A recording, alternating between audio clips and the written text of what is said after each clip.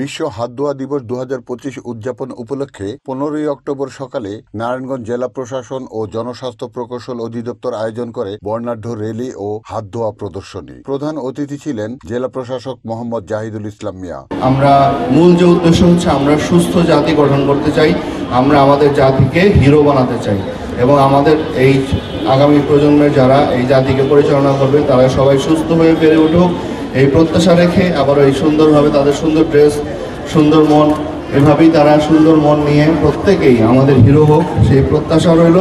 এবং সবাইকে এই সুন্দর আয়োজনের জন্য ধন্যবাদ জানাচ্ছি আমাদের প্রিন্ট এবং ইলেকট্রনিক মিডিয়া ভাইদেরকে, যারা সবসময় আমাদের পাশে থেকে বিভিন্নভাবে সহায়তা করছেন এবং আমাদের এই দেশ গঠনে গুরুত্বপূর্ণ ভূমিকা রাখছেন। তাদের সবাইকে ধন্যবাদ জানিয়ে এখানে আমার বক্তব্য শেষ করছি। আসসালামু আলাইকুম। এরপরই জেলা প্রশাসন সমাজ সেবা কার্যালয় এবং প্রতিবন্ধী সেবা ও সাহায্য কেন্দ্র আয়োজন করে আরেকটি বর্ণাঢ্য র্যালি ও আলোচনা সভা। প্রধান অতিথি ছিলেন জেলা প্রশাসক। উপস্থিত ছিলেন প্রশাসনের ঊর্ধ্বতন কর্মকর্তা ও দূর দূরান্ত থেকে আগত প্রতিবন্ধীরা।